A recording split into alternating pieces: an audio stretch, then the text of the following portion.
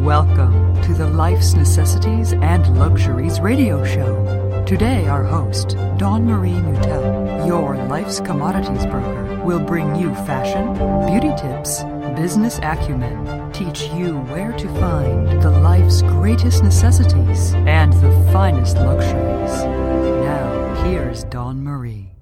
Hey you guys, it's Dawn Marie Mutel. Welcome to another episode of Life's Necessities and Luxuries. Today, I'd like to cover some things I do for my travel. And I found that I used to travel quite a bit, and packing always seemed to be a challenge for me until I started creating my own travel checklist. I came out with this travel checklist, and it's something I use every time I go to travel. And so I'm going to cover some of these items with you today, and I appreciate you being here. So I hope you do get some travel with your friends and loved ones.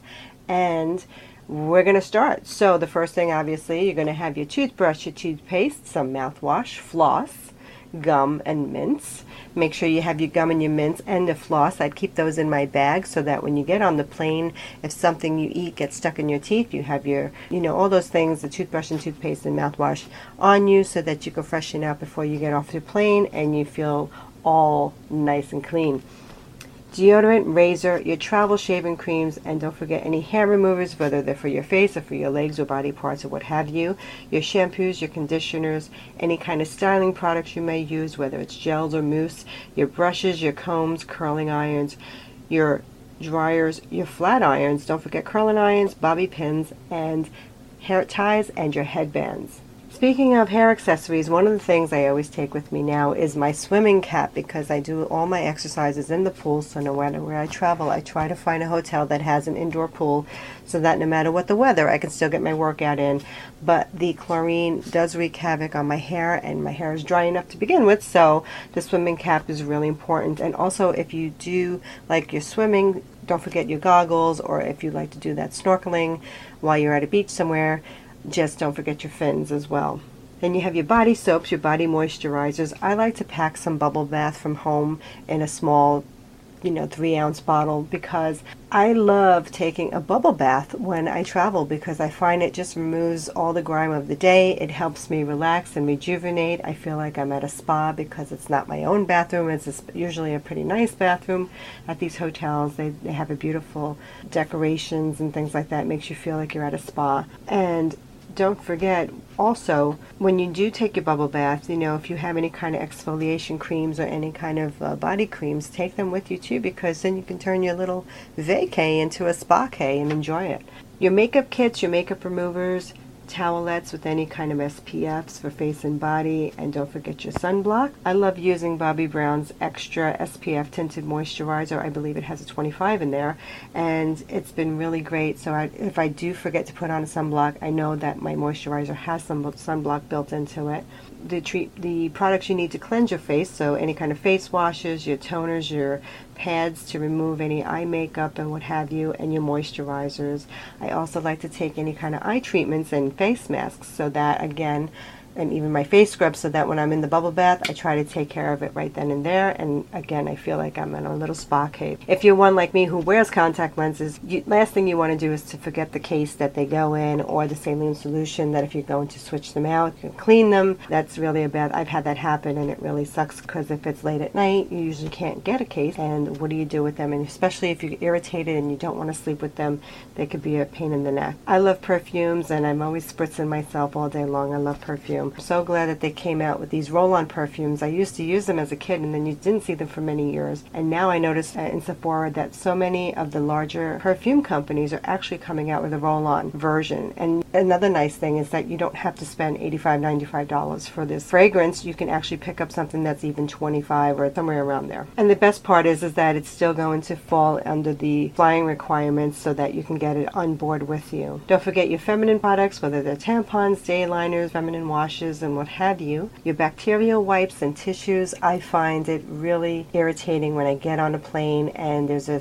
tray in front of me, and I just know it's just lurking with bacteria. So I like having my wipes to wipe everything down. This way, when I put my hands on there, I kind of feel like it's clean. I also wipe down the armrests on each side of me and anything else that I might be touching on the plane, because it's just reeking of bacteria, and you don't want to get sick. The worst thing is getting on the plane and then getting off and being ill because you picked up some kind of virus off of the airline tray. For clothing, I love Static Guard, and then make sure you have a lint roll, some safety pins, because God forbid something happens and something tears.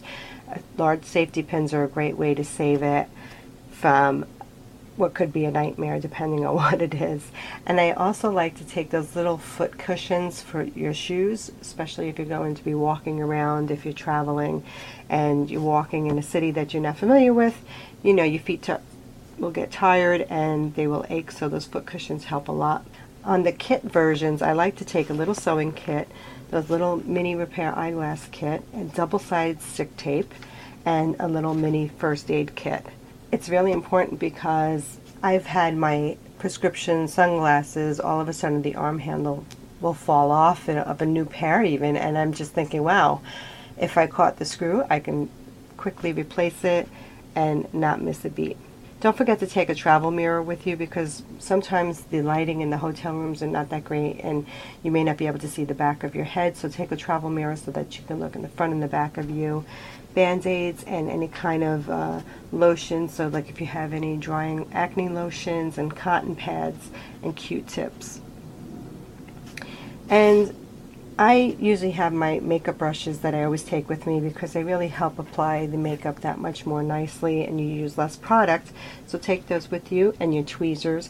And I have a little mini scissor that are very sharp that seem to handle like any kind of stray hairs that you need to trim, or any kind of there may be a string on a clothing or something that you need to cut off without ruining it. They work really great. Now, we all have something that we need to take, whether it's medications or me, just want to make sure you have Advils and your vitamins with you, any kind of pain relievers, Tums, or any kind of stomach medicines, and Benadryl allergy medications if you have them.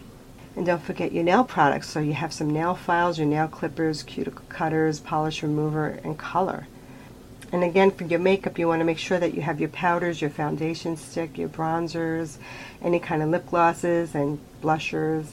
And if you haven't been in the sun and you're going to the beach, for instance, and your legs are, very, very light, and they haven't seen the sun in quite some time, then you're going to want to make sure that you have some self tanner or some leg makeup to try to make it look a little bit less stark out there in the middle of the beach where everyone else is probably sporting a tan.